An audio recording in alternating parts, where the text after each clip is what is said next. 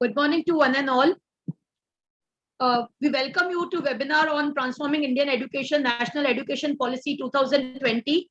May I request Dr. Krishna to please, Director of UKS, to please start the session. Good morning, everybody. On behalf of Band Sanghas, Uma Krishna Shetty Institute of Management Studies and Research, I welcome you all this wonderful morning to this very necessary webinar on the new education policy. I acknowledge the presence of our office bearers of the managing committee and also our esteemed speaker for the day. So I shall hand it over to our office superintendent, Ms. Soumya Shetty, to take the proceedings further. Hi, thank you, sir. Wishing you all a very nice and cheerful morning.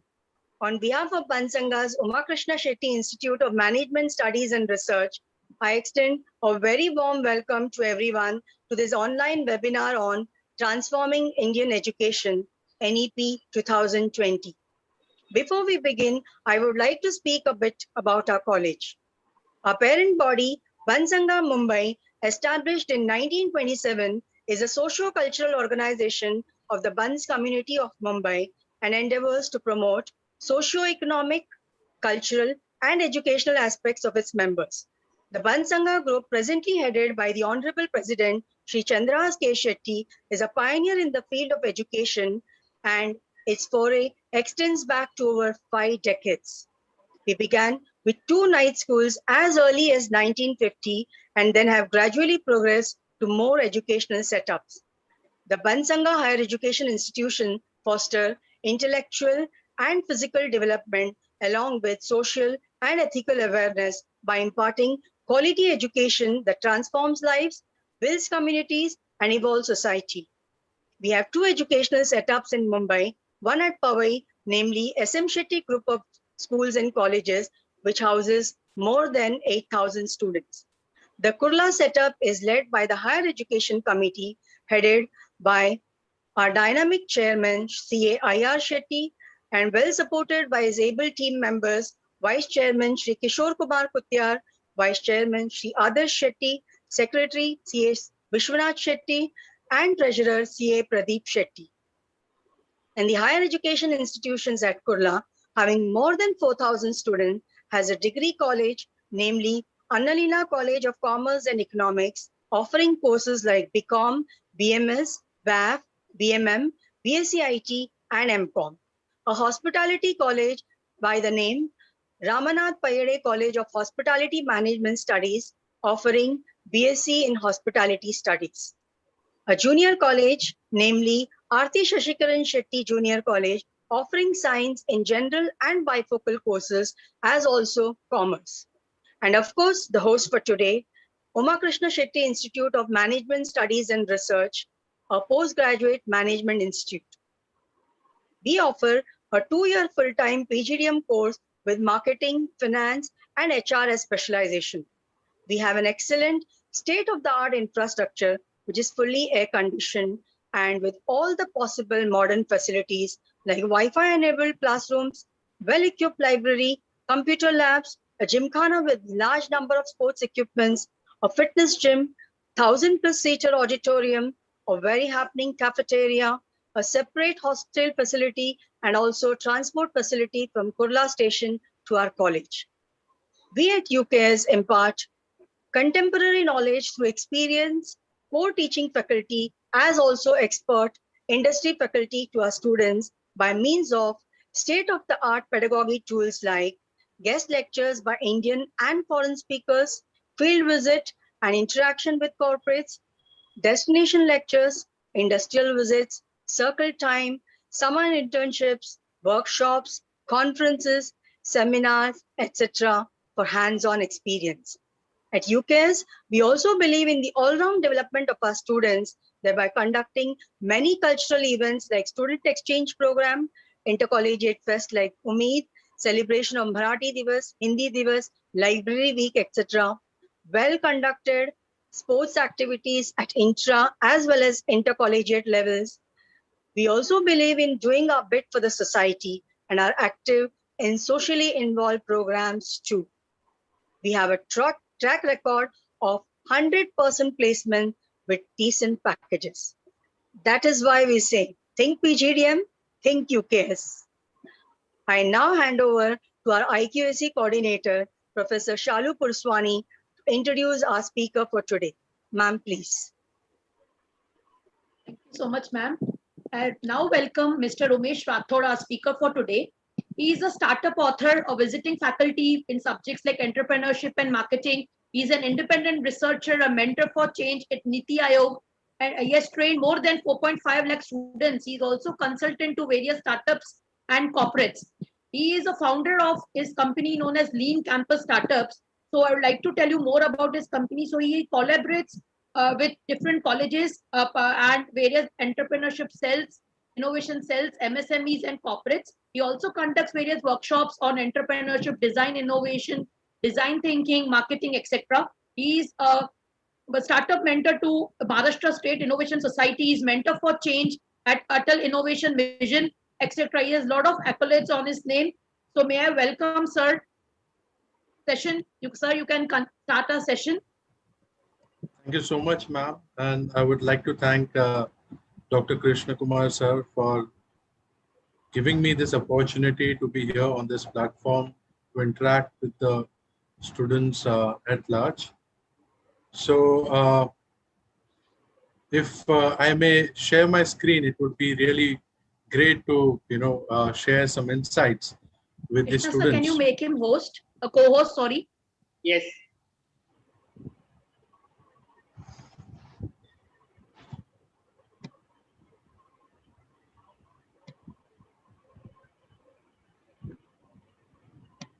Yes, sir, done. Thank you. Thank you so much, sir. So I'll just take you through, a few important aspects in the process of how this NEP is formed and what are the things which we need to know about this new policy. So the topic of the day is transforming Indian education using the NEP 2020, and I'll be your host for the day.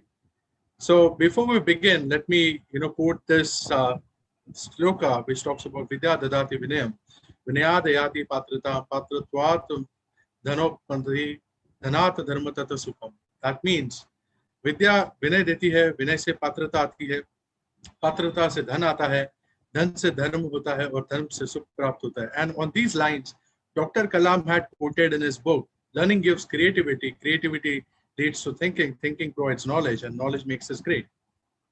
So when we look at our life, because for a student or a profession, it is really important what he can do in his lifespan.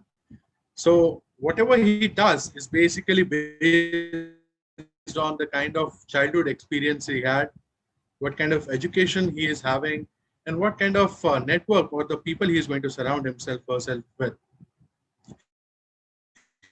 So childhood experience, we cannot go and change now. But what we can change is the kind of education that person is going to have, that children or the student is going to have. And today's session is all about that. So education is a primer focus. And I dedicate this session to Dr. Kalam, who has been an inspiration for me, and as well as I got to meet him a couple of years back in Mumbai in 2015.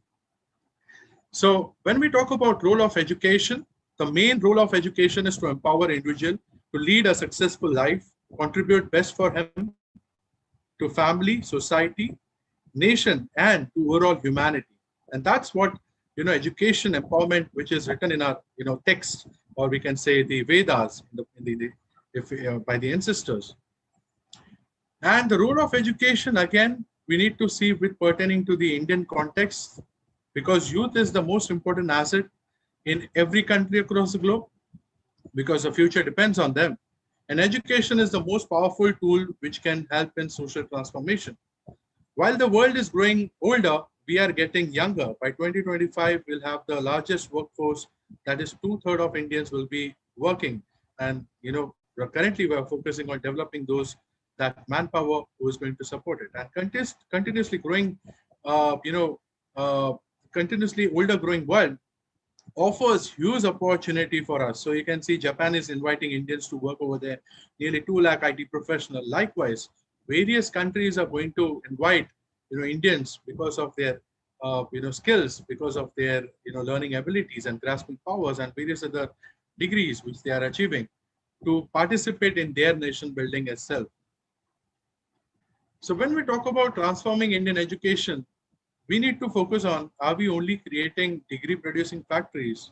Like there are 904 plus universities and more than 47,000 colleges, but still we are facing a problem of unemployment. And what are the crux behind this? So the reason could be the fourth industrial revolution, because the technology is increasing day by day. And we are not able to cope up with the kind of education which is required. So major shift about the future of education is disruptive technologies of 4.0 and how we are going to tackle this VUCA world. Now, when we talk about the future of education, these are the 10 areas which is demanded by education 4.0. One is complex problem solving.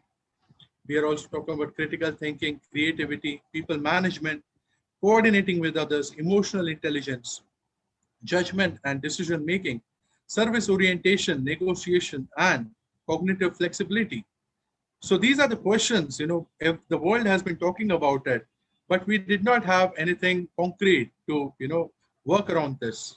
So I'll try to answer those, queries pertaining to NEP 2020. Now, if you want to transform Indian education, we need to see that 71% total task of humans was performed, until 2018. Within 4-5 years span of time, it has reduced to 58%. So machines intervention is inevitable. I remember my dad recalling when computers were, created to enter the Indian market, it took 10 years for them to come to Indian market. And I guess that created a huge gap between the opportunities for, Indians. So likewise, we cannot stop the, technology. We cannot stop the upgrade of technology. It is that we can only learn to grow with it. So 4.0 is about connected cyber physical systems powered by IoT and fueled with the data, which will be fully interconnected society in the future. So education system, as I mentioned, has no option but to adapt to new changes, which are brought by the disruption technologies. So education 1.0 was about lectures and memorization, mugging up. Education 2.0 was internet-enabled learning. Education 3.0 was knowledge-based education, which is not enough yet because the upgrade in technology is happening as we speak. So the focus is on innovation-based education. That means how we are going to learn from the ecosystem from Industry 4.0, take those facets and bring it to the curricula. It's not be quite structured and quite what we can say stringent or a structured program, but we need to have some facets which are upgraded on day-to-day basis. So what is the 4.0 demanding from all of us? It is demanding paradigm shift. When we look at demand-led instead of supply-led education, right? Competency-based instead of completely knowledge-based education. Lifelong learning instead of front-loaded learning. Modular degree instead of one-shot going. And emphasis on EQ rather than only IQ. And we are seeing how this emphasis is creating change. So when we talk about the new ways of learning, it is going to be peer-to-peer learning atmosphere, and students will be able to collaborate with each other. Now, what happens to the teachers and the faculties and the facilitators like us? We become the facilitators for the whole ecosystem. We are becoming the on-watchers, onlookers, and the curriculum and learning outcomes, focus on the complex 21st learning skills. So we need to remodel the curriculum, which is specifically stressing on futuristic subjects with the help of digitization and organization running short of skilled force, require this manpower.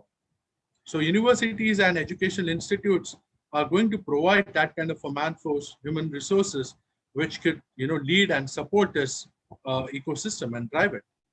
Also building digital skills. Institutions should have modern workplace skills and focus on training their faculties with the skills which can help them to teach this future generation.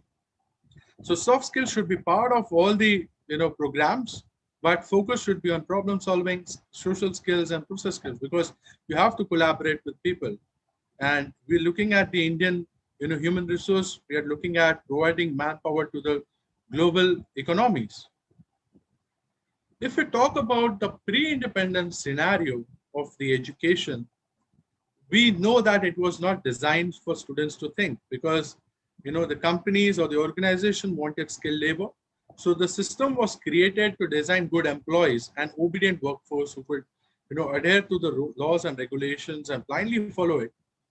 So the three questions which could come to our mind, and the people at that time who researched about the education system, was basically the higher education, whether it's relevant to that era. Why should a student pay for education if he is not able to earn the livelihood? Okay, and why should student attend classes when he has many more opportunities to learn from other resources? Because there's so many online programs going on today. Also, we need to look at the post-independence scenario. What happened after India got independence? Because before that, nearly 150 years, we did not have any, what we can say, inputs coming in as to how the education system to shape up. But what we did after 1947, so 1968, first education policy, nearly 25 years after we got independence, the first education policy came into existence. The second education policy was implemented in 1986. In 1992, the government modified this second education policy, and then government's manifesto in 2014 mentioned about a new policy. The new committee was formed in 2015, and they presented a draft of the new policy in 2016. The ministry circulated suggestions for the suggestions of the draft, and eventually nothing moved ahead. Then in 2019, we had new committee formed to draft a new education policy, and we got NEP 2020 after 34 years. So I guess that's a reason for all of us to be happy and should bring smiles on our face that at least something robust has been done with this step. So many problems, one solution from the current government, that is NEP 2020. Now, what is NEP 2020? We have discussed some bits and pieces about Industry 4.0 and Industry, Education 4.0. But is NEP suffixing all those things? Let's look at it.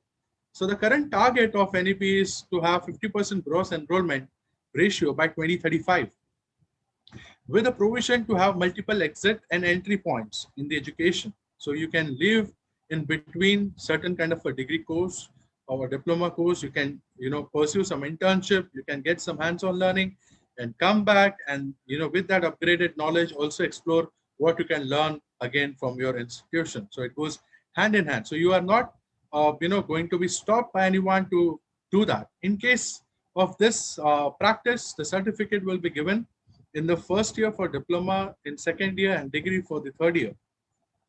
Now, we are going to collaborate UGC and AICTE under one umbrella. It will be called Higher Education Commission of India, and it will be, the regulator for the, and it will online self-disclosure based transparent system will be used by it to, execute its task. So all higher education institutions except law and medical colleges will be run by same authority and will share both private and higher public education institutions. A 4-year degree program can do an MA and then PhD directly without the need of MPhil. So MPhil has been discarded from the education system. Now we are talking about improved learning, because we are going to have National Research Foundation, which will focus on building strong research culture across higher education. Also, inclusive efforts for building equity. So talking about SC, ST candidates and other disadvantaged sections, the special education zones are going to be set up for backward regions with Balika Vidyalayas and tribal welfare for preschools. And, the people who have never enrolled, the students who never enrolled will be coming in the mainstream with us. There will be multiple entry and exit system, as I mentioned earlier, and it will be based on the credit framework, which will allow higher education sector to give opportunity for students to opt sabbatical and then rejoin after some time without missing their credits. So you can, not miss out to any opportunity to learn new skills parallel. Progress in digital learning. The National Education Technology Forum with e-courses would help students to, prepare for the future jobs. And even in times of COVID, we can see the students taking opportunity to learn from Swayam and various other, e-learning platforms. So students would experience new level of teaching with online courses, blended learning, and digital repositories will be created for it, which will help in collaboration and prepare us for the future. When we talk about the real world experience for students, the NEP 2020 will give flexibility and choice of subjects to learn across arts, humanities, sciences, sports, and vocational subjects. Also, departments in languages, literature, music, philosophy, Indology, art, dance, theater, education will allow students to master a new skill or even trade or in business. I would like to here specifically focus language. When we talk about creating human resource for global economies, we need to master new languages. And if you want to work in new countries, there will be new opportunities opening up. So try to explore and create a differentiator in your profile, because today everyone is getting education. But what is that different thing you will try to do? So language is one of the key areas which can create a differentiator for you. They get better exposure to work along with architects, designers, entrepreneurs like startups, and maybe becoming an astronaut. You do some internships with startups in the field of space. Then the education via local language. So earlier it was a barrier to teach students in a specific language. Now students at early age can get opportunity to learn in their local language, and then parallelly learning the new language. It will help them to grasp the knowledge faster.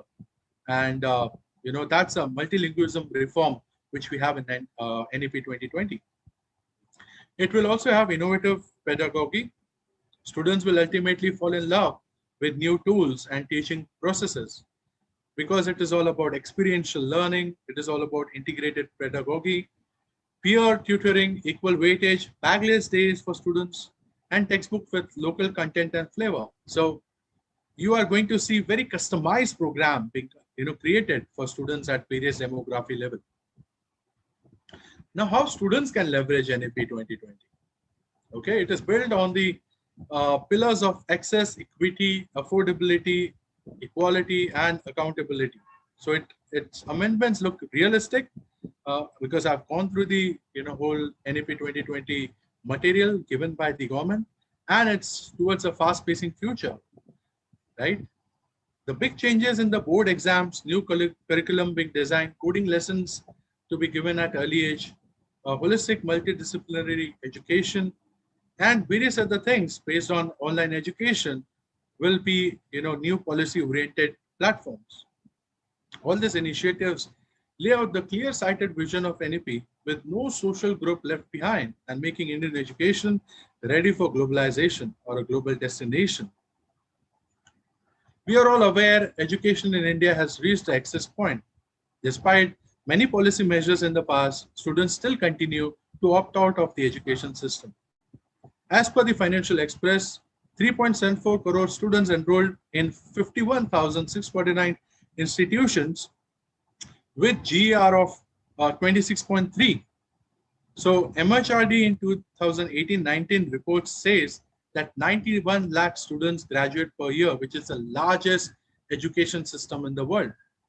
And the impact of 2020 NEP would be increased access, equity, equality, all in single. With the universalization of education system from preschool to secondary level, there would be 2 crore children brought back to school, showing 100% increase in GER by 2030. That's almost like 10 years down the line. We'll see the fruits being reaping from this policy. Now, quite focused to the student's perspective, here are some points which I would like to focus on. You can have diversified career opportunity, which many people did not have, right? Not to get disheartened with wrong career choices. You take a decision of pursuing something, and then many students regret, get into depression as to what to do next, and they find some things difficult. So here you have multiple opportunities to do something. It will reduce the depression levels of the students and leading to positive atmosphere.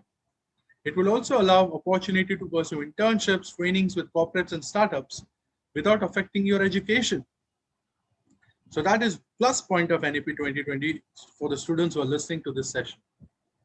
Now, faculties play a very important role. Obviously, they are the catalyst between the policies and the delivery. So in NEP 2020, it's all about personalized learning. Education 4.0 enables students to develop capabilities and, in a difficult environment when we look at the implications. And this will result in better understanding of concepts and overall better result.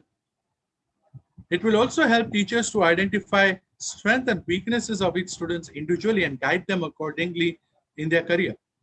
It will also help accelerate remote learning opportunities.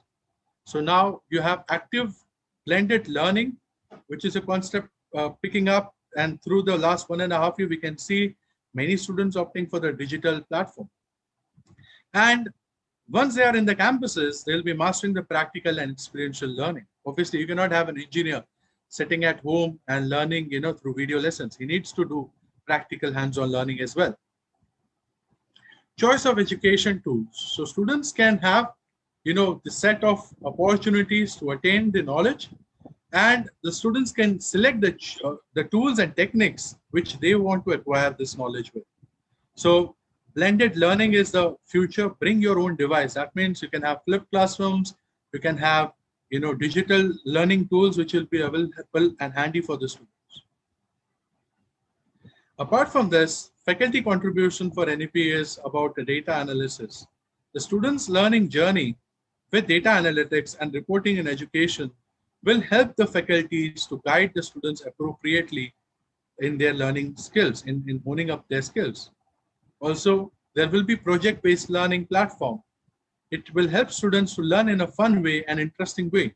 It sends theoretical knowledge to a certain level of extent and prompts students to learn time management skills, organizational skills, collaborative skills, and much needed employment skills for the road ahead. So the field-specific experience, as I can see, UKS is already following with passion, taking students to field trips, giving them opportunities to have internships with corporates and startups, which we have just listened from one of the faculty members. So technology integration is a specific domain which facilitates more efficiency. The education curriculum is going to accommodate knowledge with personal interaction with NEP 2020. And it is going to emphasize on imparting field-specific knowledge, because always there has been this debate, are we having management students or engineers ready for the jobs? And with NEP 2020, as they'll have a lot of opportunity to internships with the corporates and that maybe get consumed in those organizations or startups, they will be having hands-on learning in the field, which is expected from the youth from the country. So they will be having real-world skills relevant to the prospective job opportunities. And school curriculum will be including enhanced subject knowledge, where it will help them to have future internships and project, etc. Easy and accurate exam pattern. So the entry exam for different boards was different. Now in NEP 2020, we are looking at only one examination, one common entrance for all the fields. So a more practical way of assessment comes into place with this process. And both online and offline assessments of the students will be assessed based on projects, assignments, and the fieldwork they pursue. Also, we need to tweak on course delivery, and that is a challenge for the faculties who are listening to this session. There should be a synchronization between what faculty is teaching and what is the curriculum. So they should be open to technological applications for improving the students' mindset. One of the key areas is to honing up cognitive learning abilities of the students. They should adopt to personalized adaptive learning techniques for smarter learning approach to make whole process fun and interesting. We'll have to go out of the way to catch up with the students and their way of learning, because with advancing industry, the student mindset is also advancing, and their vision is so broad that we have to hone up ourselves along with them. A robust professional framework with career planning in interdiscipline should be included. This aspect with future Indian education for building workforce for Enterprise 4.0 is also focus of NEP 2020.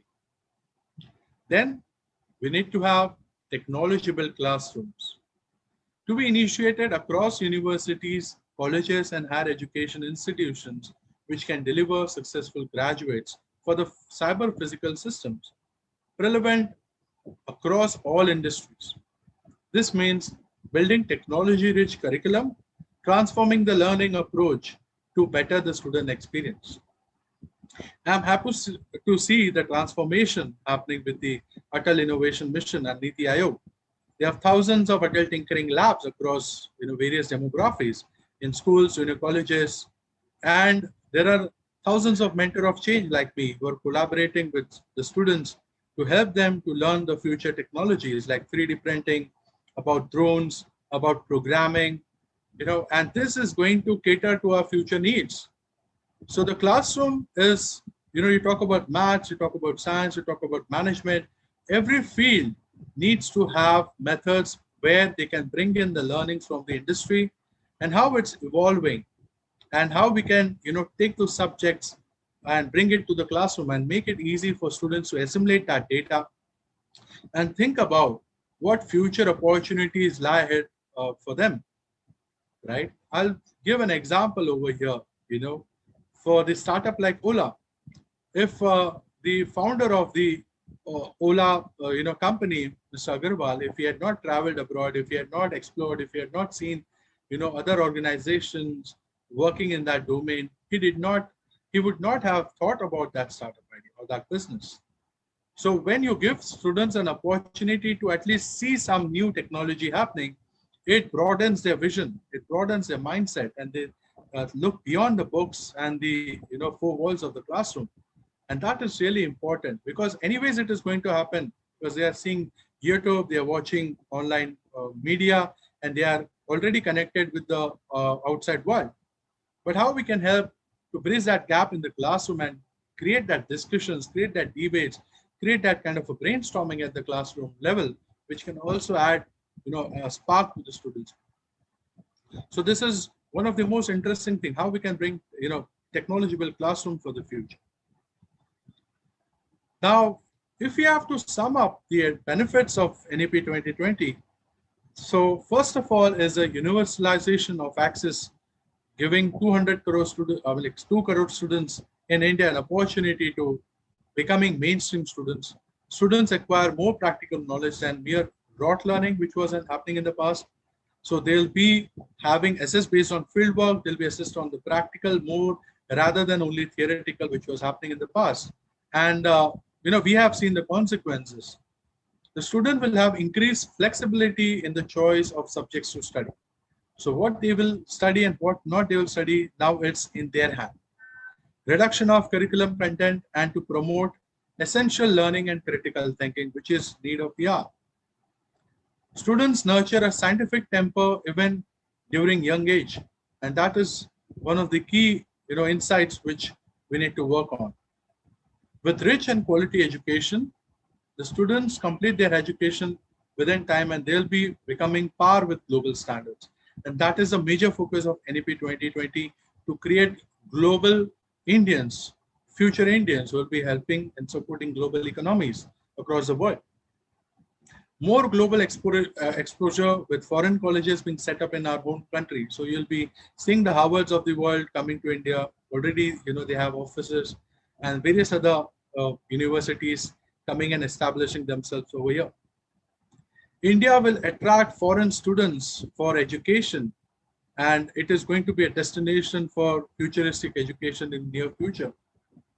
And it was very important that it adds practical assignments and skill development to the curriculum, which was always demand of the students, which was always the demand of the industry. Because finally, the role of the academia is to provide the human resource which is skilled enough to work in that environment where they can explore new things. Apart from that, other benefits of NEP 2020 are exposure to music, art, and literature to students. Even today, the parents are skeptical about these careers. So this opens up a new paradigm for the students who are inclined towards music, towards arts, towards literature, which was sidelined by the parents also. The way for new way of learning and critical thinking, along with discovery, discussions, and analysis, is the way forward. So we know that engineers who have engineers are working in management institutions and they are shaping up the future. So a lot of things we are seeing that it is based on the discovery of the student, which field he wants, he's interested into, what kind of discussions he wants to bring to the ecosystem, and what kind of analysis we can figure out from this method. A specific and action-oriented policy that is outcome-driven is one of the key aspects of NEP. It stresses on research and funding to private institutions.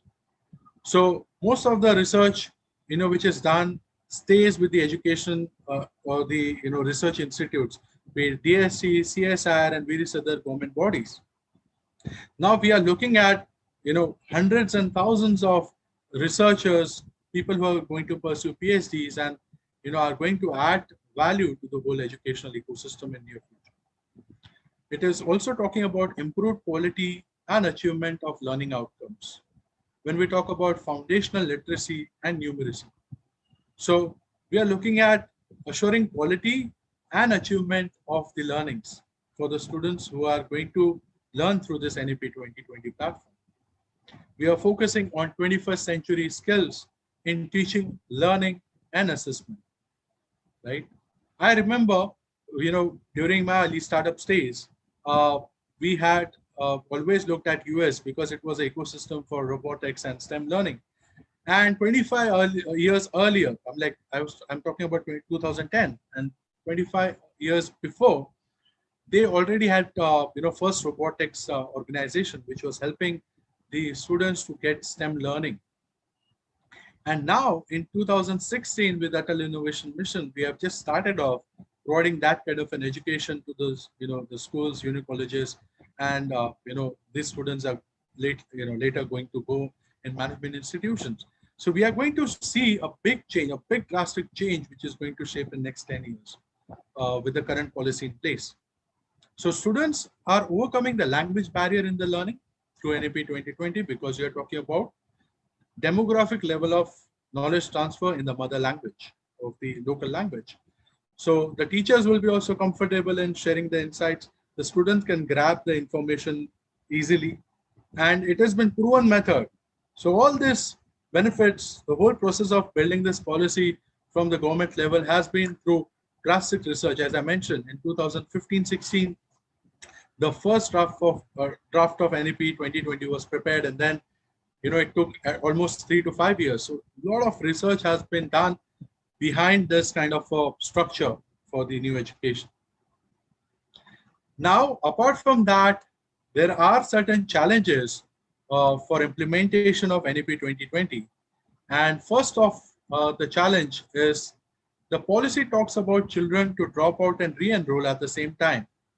So it initiates the right to education till class 12, and it would be better if the removing exists from the enrollment in a normal way out and making education compulsory venture for students who are below 18. Okay, that is one of the key challenge because we are giving them exist and we are giving them to come back and participate. So dropout and re-enroll is there. But we need to make sure that all the students below 18 should be having a compulsory education, right to education. Leave alone the digital aid. Most students are not having access to basic education, right? We are also talking about digital learning platforms. The institutions to have digital learning platforms and students learning on tablets or using mobile phones to watch video lessons or go through the various programs online. Now they don't have basic infrastructure for education, so how we are going to suffix that, right? So that is one of the key areas. Without these, the students cannot have the basic amenities, to pursue digital open schools. So how we are going to address this channel is one of the key questions for industry stalwarts and industry owners who are listening to this session. So this is one area where you can play very important role. How we can help in bridge, how we can help the government to bridge that gap, to provide such systems where students can learn in their demographics, well equipped in the nature, which is par at what they can learn at metros as well. So we are also making things handy, customized to their accessibility. Wherever they are, they can listen, attend the sessions. Wherever they are, they can learn the what we can say, the curriculum, and they need not move from one place to other. It will be accessible for them. So how we are going to bridge this? Then comes ambiguity with respect to digitalization of classrooms. So how the government is going to help, obviously for metro cities, we can understand, but tier 1, tier 2, tier 3 villages, how it is going to upgrade, how we are going to digitalize the classrooms, what are the means by which we are going to do, how we are going to make sure the network availability is there.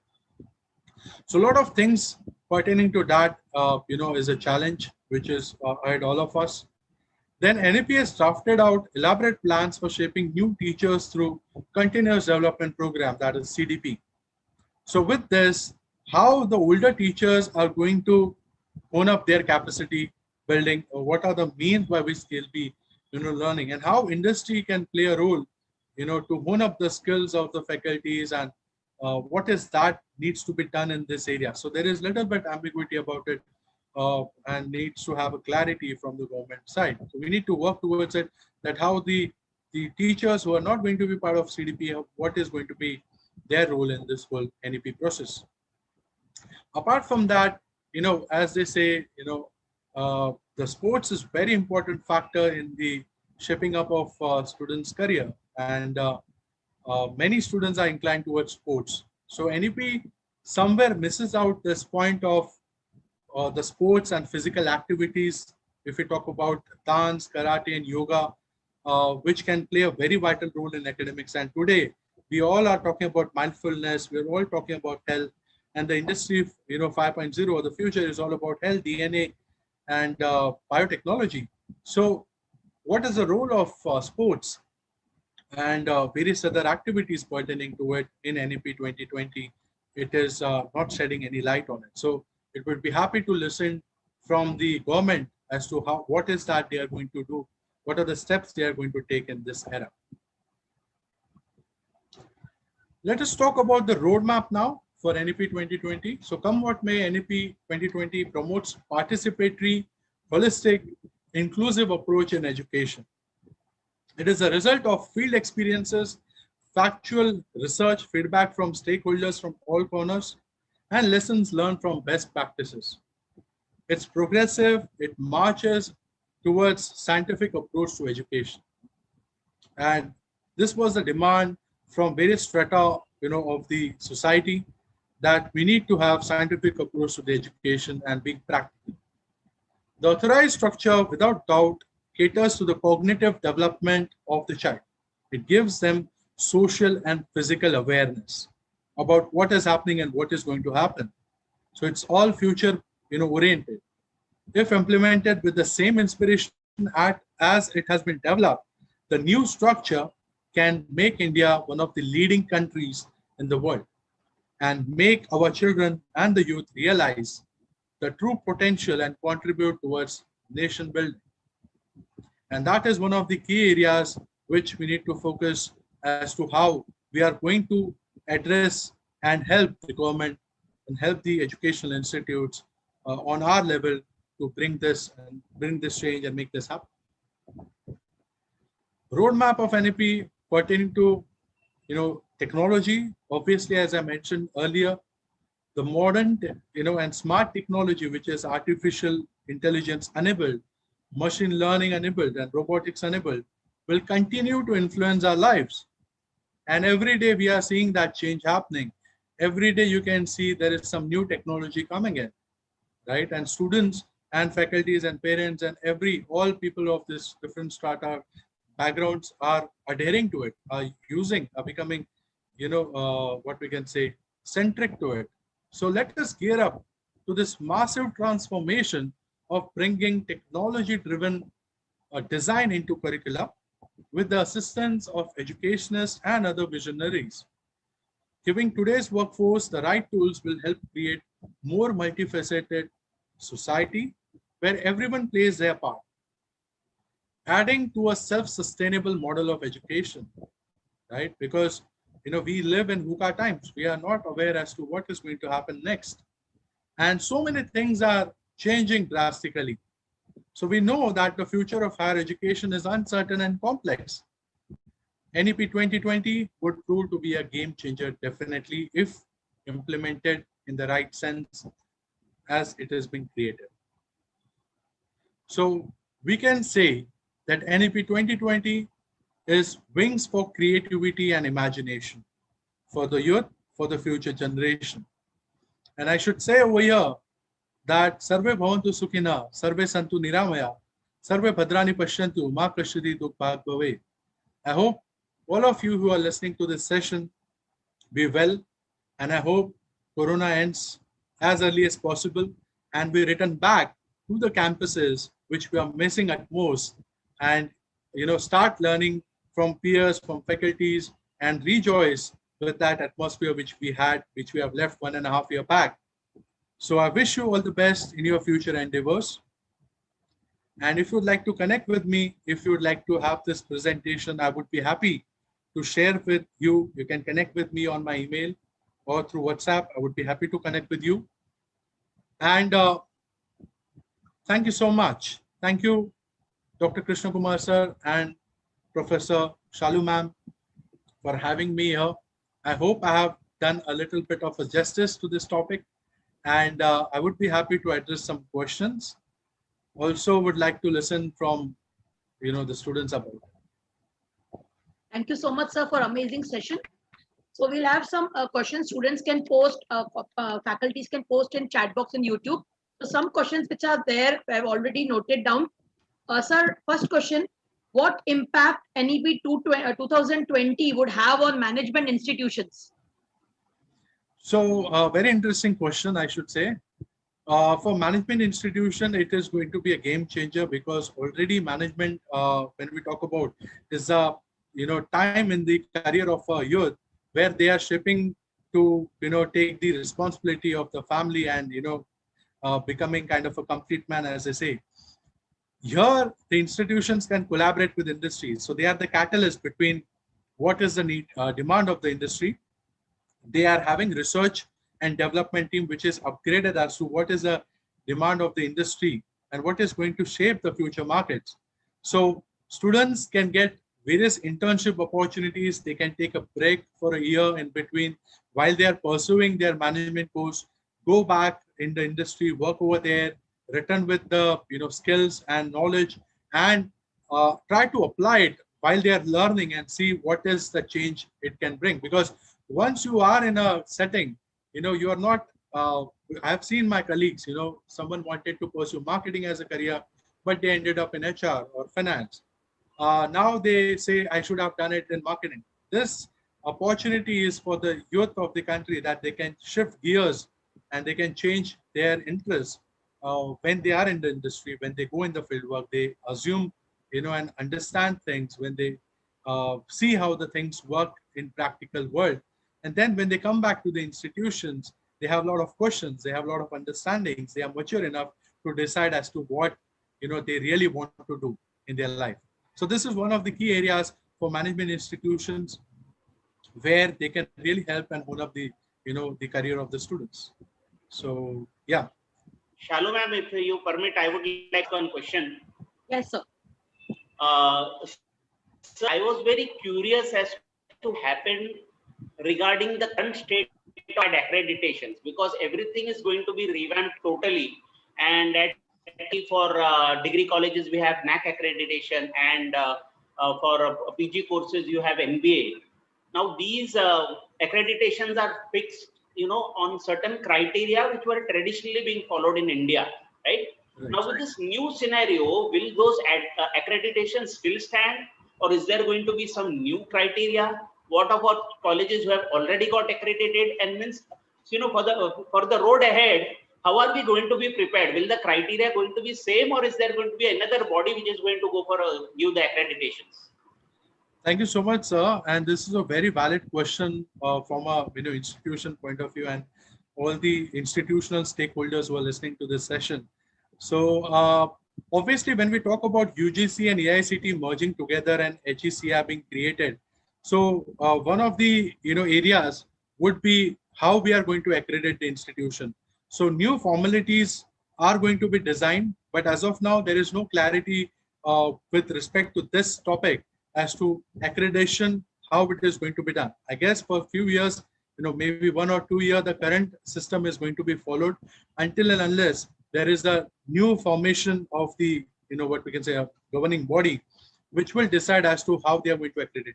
Obviously, in the past, those NEC accreditations or NP accreditation which have happened are there to stay. But what are the new paradigms, on what basis they are going to channelize it and create the new form? It is something which even I am looking forward to, and there is ambiguity about it. So in near future, I guess we are going to see something happening in that space, and it is in a very nascent stage. So it will take some time to develop.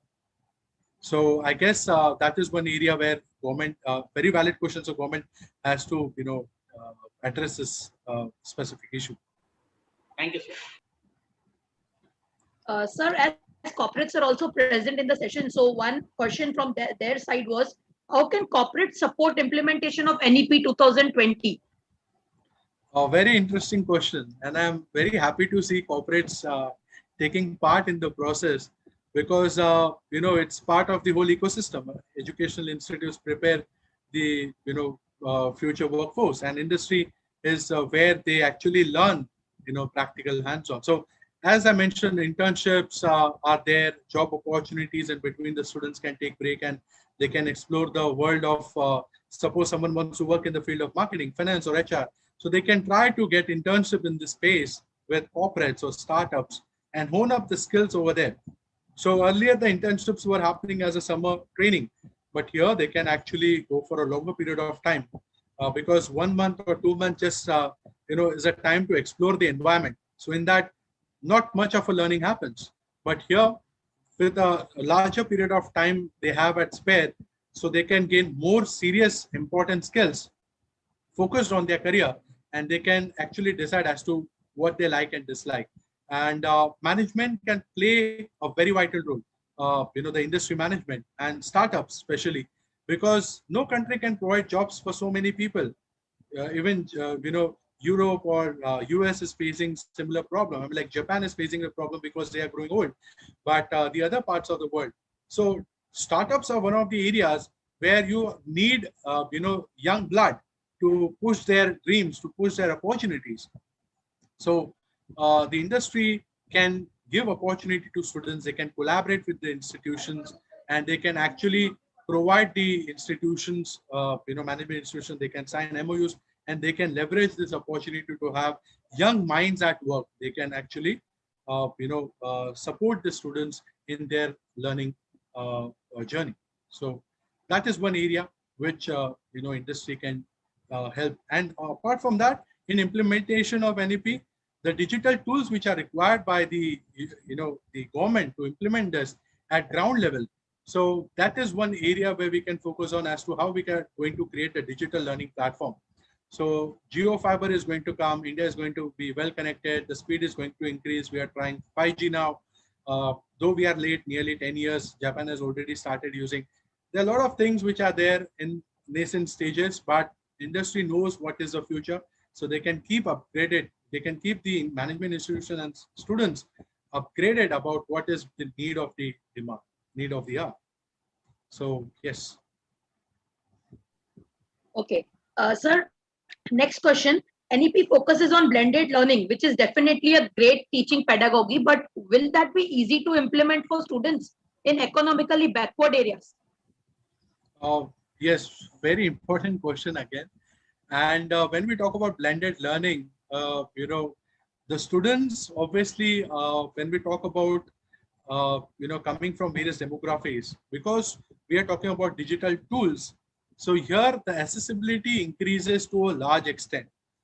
And because the online learning platform has gained a lot of what we can say, garnered a lot of support in the last 1.5 years, we can see that the students from various strata of society will be getting an opportunity to learn what they actually want to learn, and through the digital platform.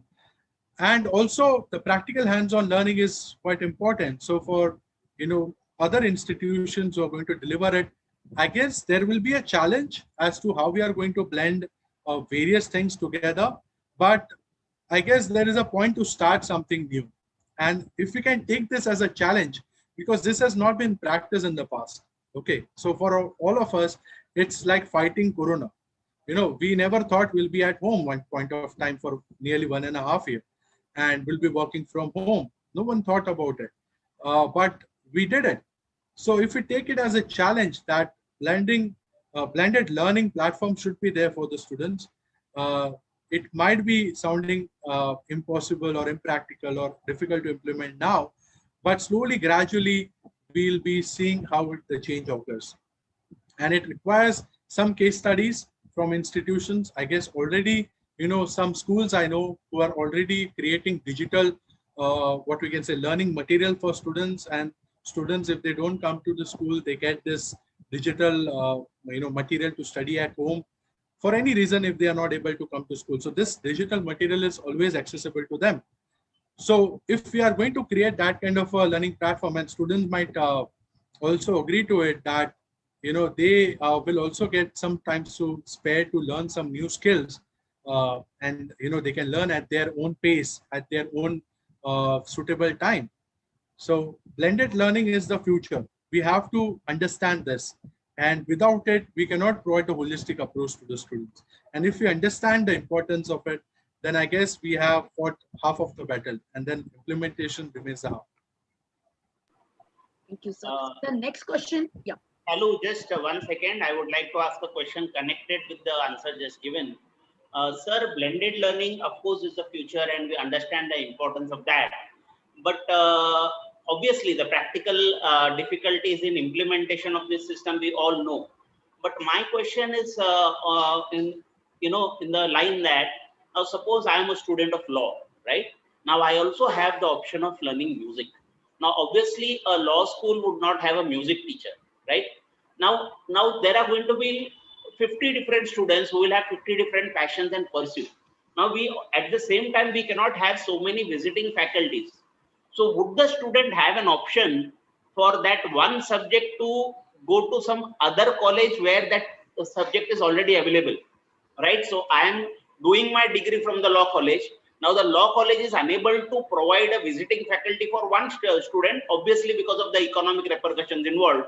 So yes, that student, can he go to a music school where he gets the credit from that school? And if yes, then how will the degree be given? So very interesting question, sir. And I guess this opportunity is there in NEP 2020 where to have resource management at multi-institutional level. So nearby institutions, if students have the opportunity to go there, and the institution where they are studying, if they have some resource issues, so definitely the students can enroll in that program from other institutions and get the credits. Now this whole credit system is yet to be explored in detail.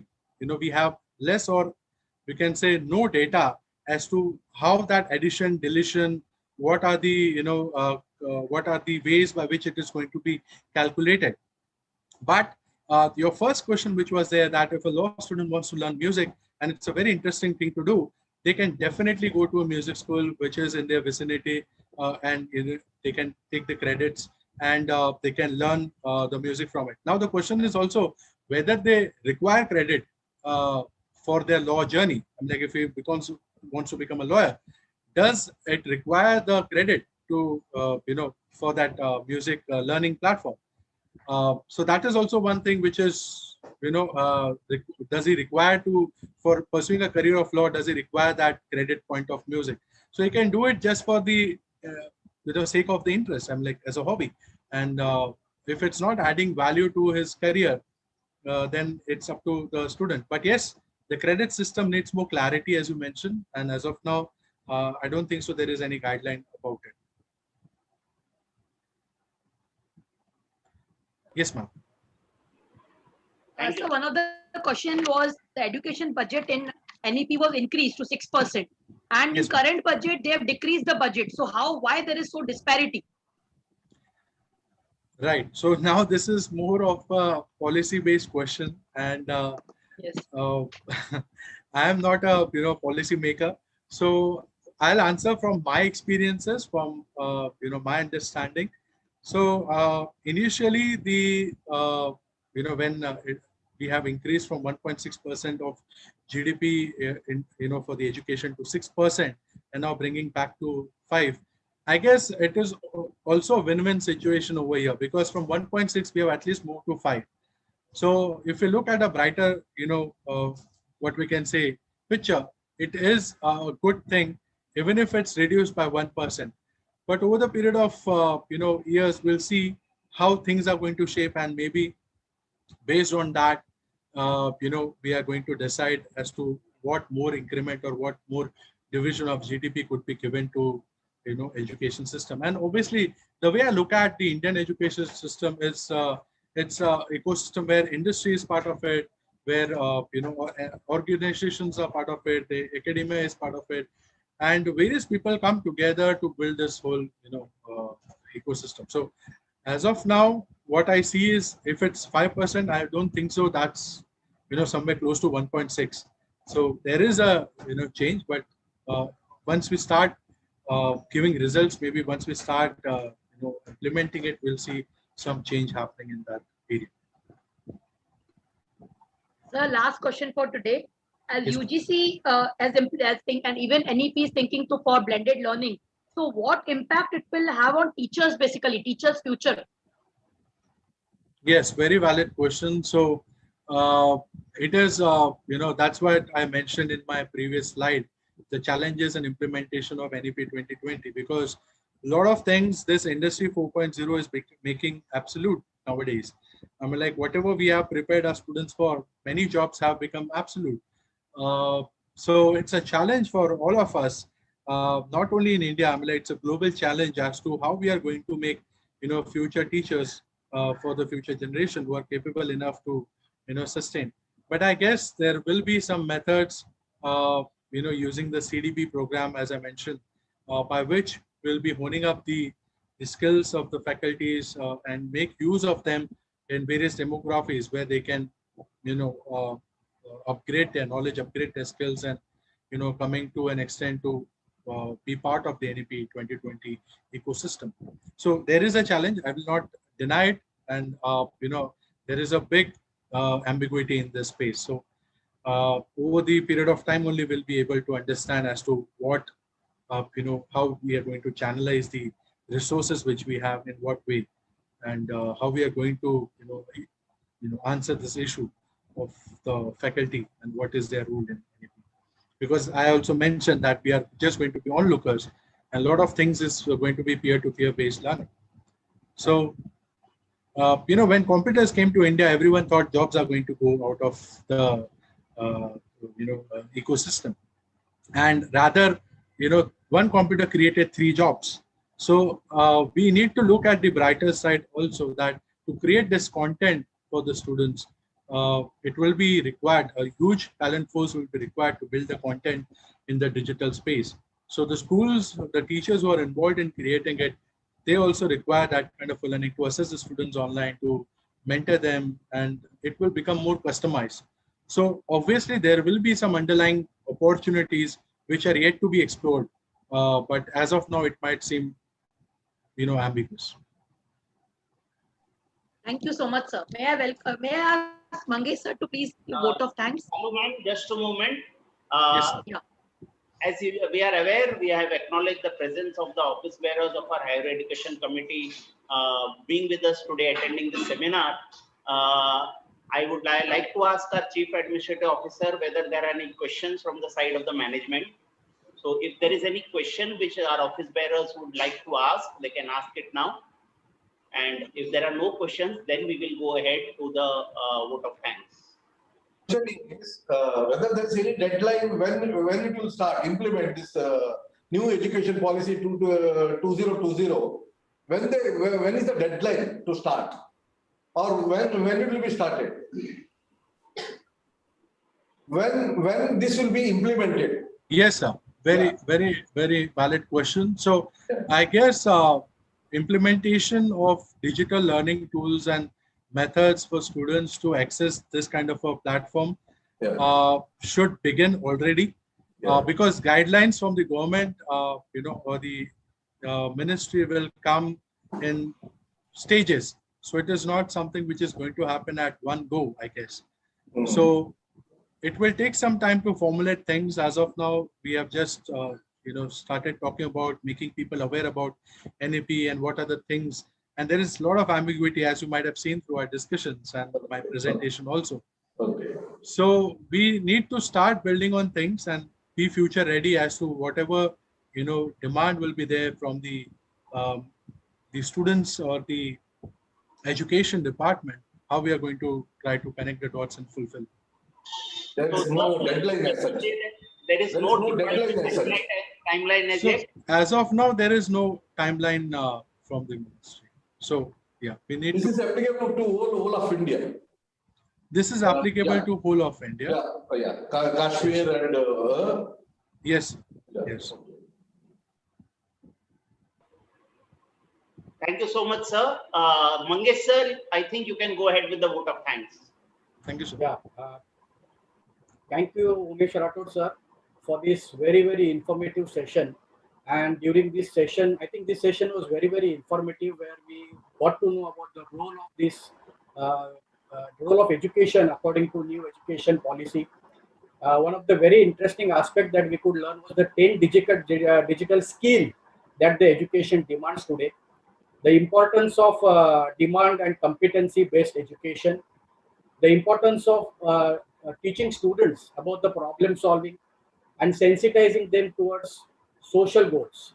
So these are some of the very interesting aspects. And we also came to know that this policy is not only going to be important from the educationist point of view, but even the industry and students are equally going to get benefit, and they are going to be part of this education policy. So it was really very informative session. Thank you for all this wonderful presentation and knowledge that you have partnered with all of us. To begin with, first of all, I'd like to thank our President of Band Sangha, Mumbai, our parent body, along with his dedicated team of office bearers, our higher education institution chairman and his dedicated team of office bearers for their unstinted support that they have been extending to us for conducting such events. This event would not have been possible without the participation of the faculties, those who are going to implement, instrumental in implementing this policy. There are a lot of faculties attending this program, so I'm really thankful to them. The delegations from industry, I thank them for attending this seminar. And again, students who are there in large numbers, thank you very much for participating in this particular program and making this program a success. In the end, I would like to thank my team, our team of students, those who have been working since many days to make this program a success. Thank you again, everyone. Thanks a lot. Thank you, sir. And thank you, Umesh sir, once again for a wonderful presentation. Thanks a lot. Thank you, sir.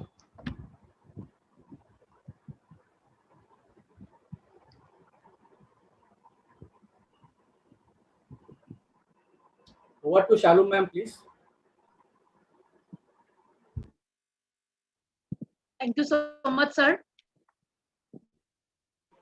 Shaluman, will you give instructions regarding the feedback form so that before people start logging off, they will know that they require to fill the feedback form to get the certificates? Everyone, please, we have posted feedback form in chat box. Please start filling for certificates. Thank you. So can we log off the session? Yes, sir. Sir, in 2 minutes, we'll log off. They are filling, we have posted.